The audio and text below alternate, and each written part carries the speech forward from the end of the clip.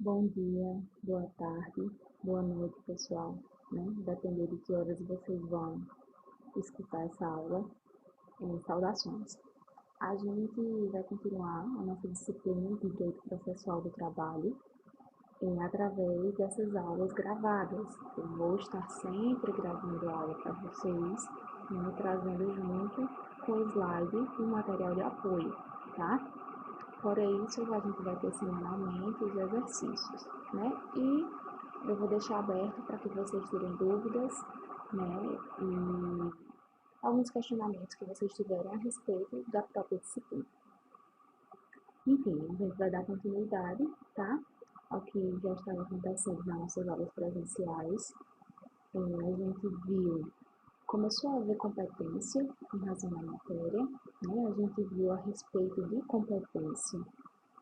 A competência da Justiça do Trabalho, quando a matéria trata sobre danos morais individuais, danos morais coletivos, né, e ainda sobre dano moral em ricochete. E hoje a gente vai continuar, né, com as demais matérias, tá ok? Então vamos seguir.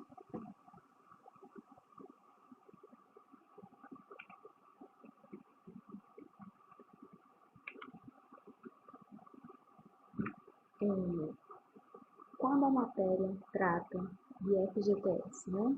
FGTS, como vocês sabem, é o Fundo de Garantia por Tempo de Serviço, né? E tem dois tipos de ações judiciais que envolvem o tema FGTS.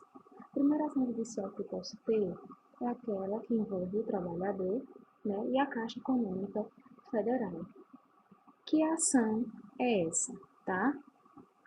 É a ação que questiona, por exemplo, a correção de valores do FGTS, ou até mesmo a movimentação desse FGTS. Então, quando eu tenho essa ação, né, ela não é de competência da Justiça do Trabalho, mas sim da Justiça Federal, por força do artigo 109.1 da Constituição Federal e da súmula 82 do STJ, tá? No próprio slide eu dispus aí, né, a fundamentação legal para que vocês possam observar que quando se tem o tema FGTS em ação judicial que envolve a Caixa Econômica Federal e o trabalhador, não é da competência da Justiça do Trabalho processar e julgar essa ação, ok? Entretanto, se a ação judicial, né, ela envolve o trabalhador e o empregador, tá?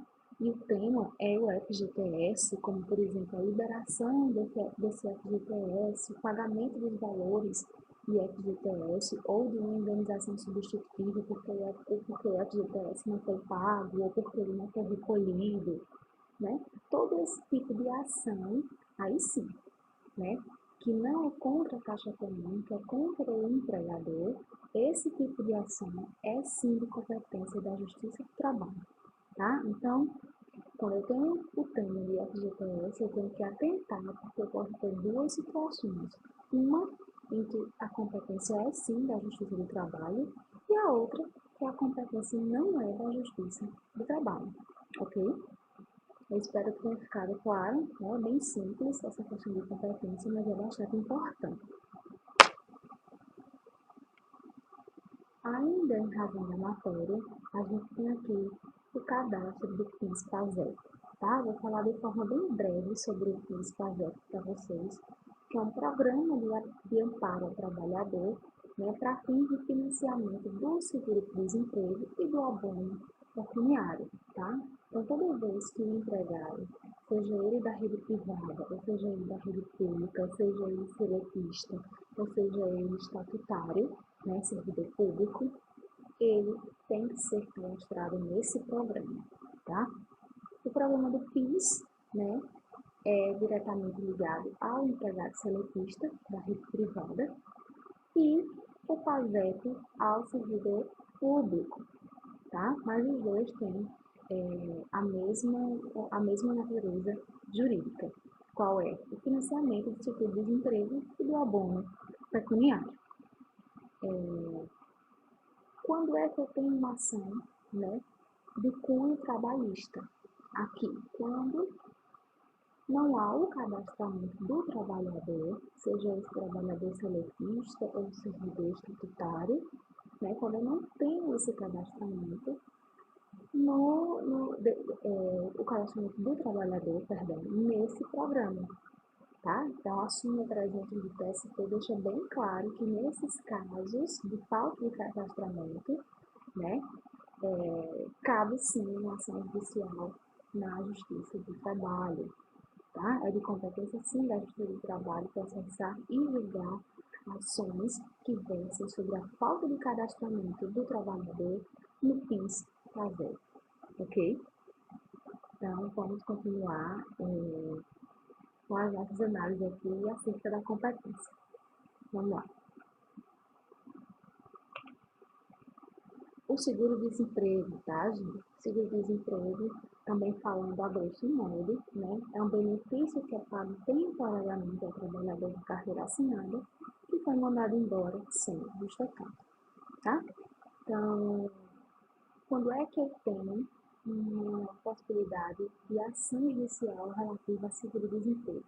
Né? Quando o meu empregador, após me demitir, né, ele não fornece as vias de seguro-desemprego, ou até mesmo ele fornece só que tardiamente, e aí o empregado não consegue mais sacar, né, esses valores relativos ao seguro-desemprego, e aí isso gera uma indenização.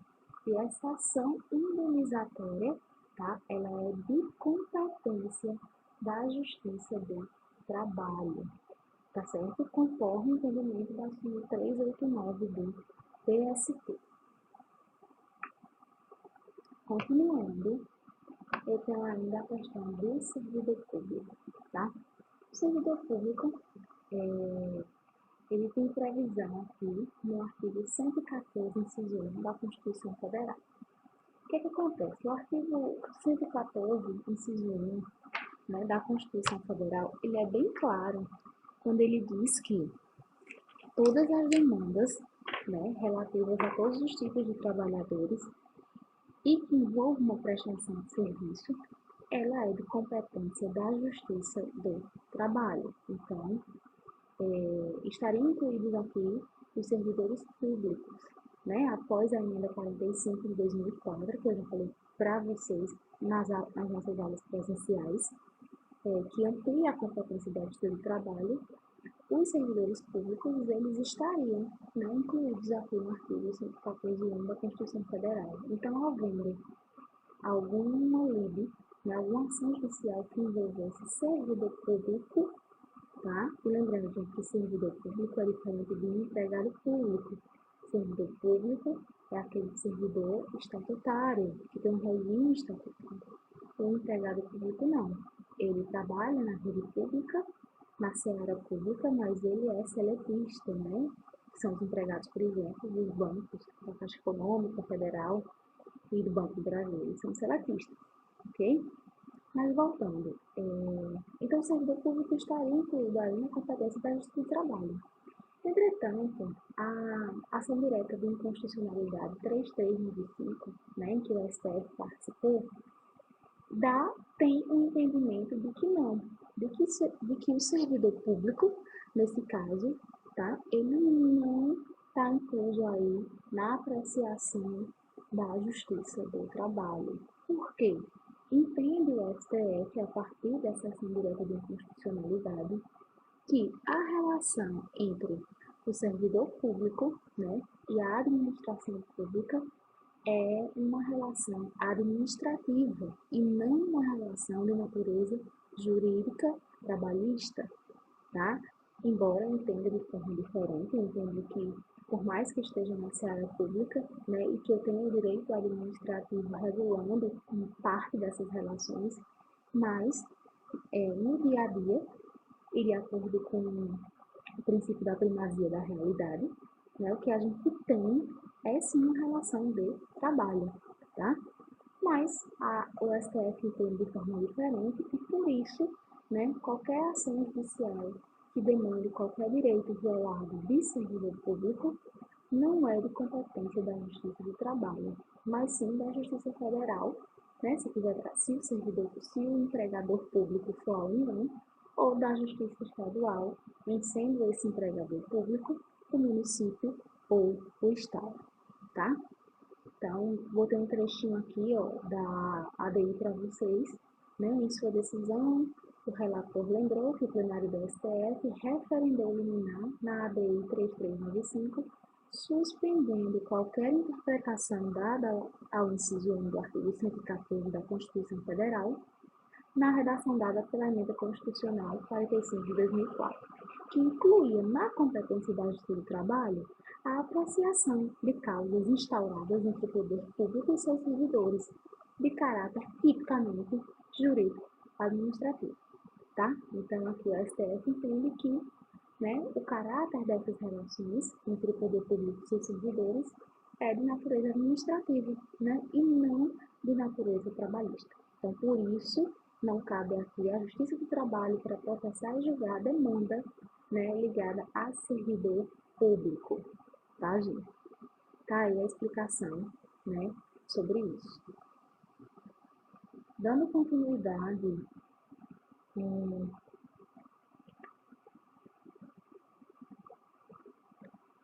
a gente vai ter aqui ainda as relações de trabalho previstas em lei especial, tá, gente? Então, o artigo 114, inciso 9 da Constituição Federal, fala que compete à Justiça do Trabalho processar e julgar outras controvérsias decorrentes da relação de trabalho na forma da lei, tá?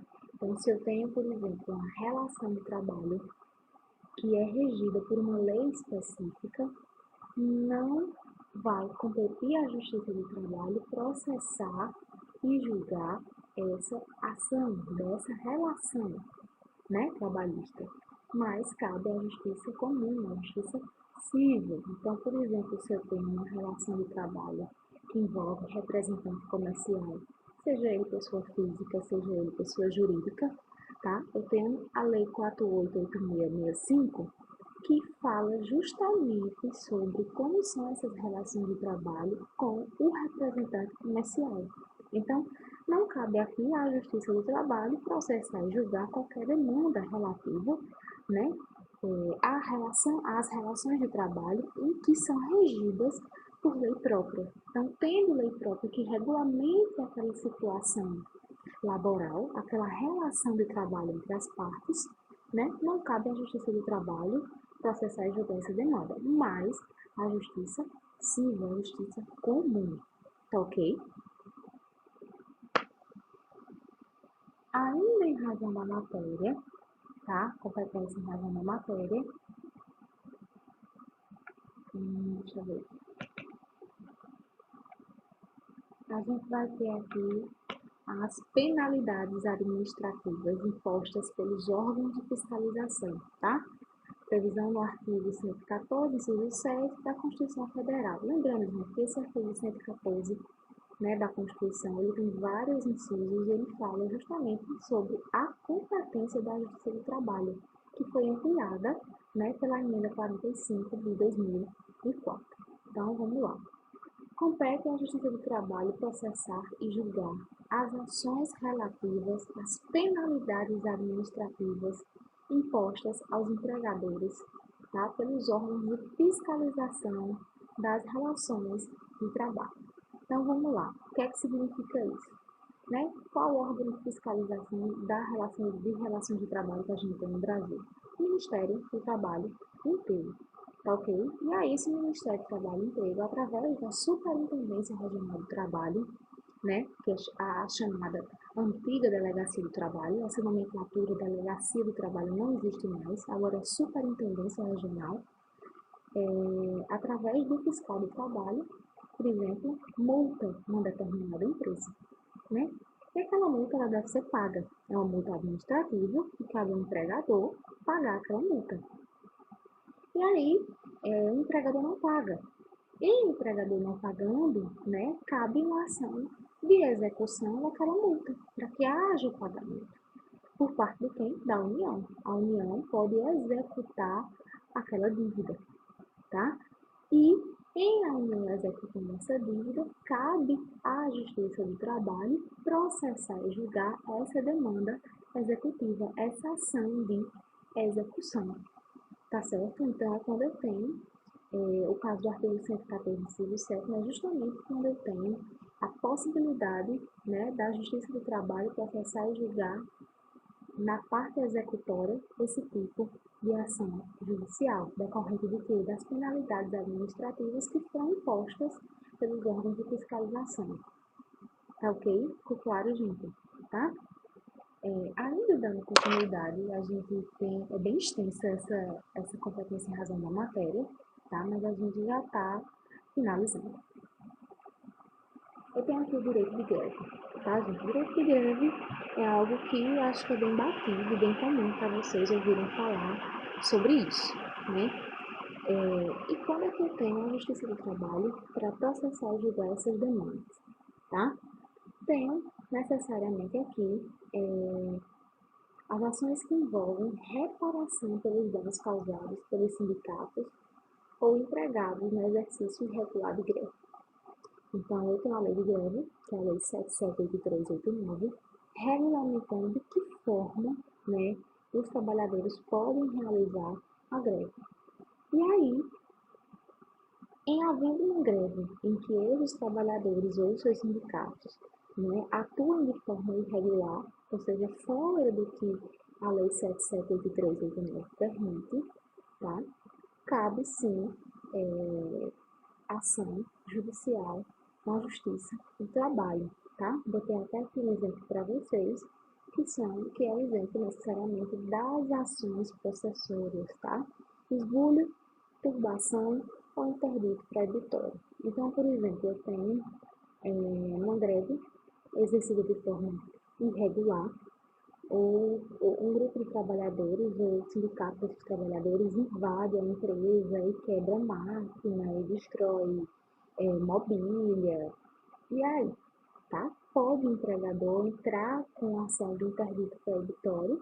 Pode. Na justiça civil? Não, na justiça do trabalho, tá? Então, todo exercício irregular de greve, seja realizado diretamente pelos trabalhadores ou sendo realizado, né, pelos seus sindicatos representativos, eles cabem, sim, essas ações possessórias e diretamente na justiça do trabalho. Ok? Dando continuidade, gente, nossa, ficou aqui repetido, né, o artigo 114, inciso 7. Gente, eu vou corrigir essa parte do slide e mando ao final da gravação para vocês, ok? A matéria penal, tá? Sobre matéria penal, o que a gente tem? A matéria penal, ela também é falada nas relações de trabalho, tá? Quando a gente fala sobre os crimes da organização do trabalho. Que crimes são esses, né? São ações tipificadas, né, no Código Penal, que atuam contra a organização do trabalho, impedindo, né, que o trabalho seja realizado de forma legal, conforme a CLT e os demais dispositivos que regulamentam as relações de trabalho. Então, geralmente, são ações judiciais que questionam as condições de trabalho análogas às de escravo. Aqui, artigo 149 do Código Penal tipifica, né, como crime reduzir alguém à condição análoga de escravo, quer submetendo a trabalhos forçados ou a jornada exaustiva, quer sujeitando a condições degradantes de trabalho, quer restringindo por qualquer meio a sua locomoção, em razão de dívida contraída com o empregador ou com o preposto. E aí, a previsão da pena. Entendo uma situação dessas, né? É possível uma ação judicial perante a Justiça do Trabalho? Não, gente, não é possível, tá?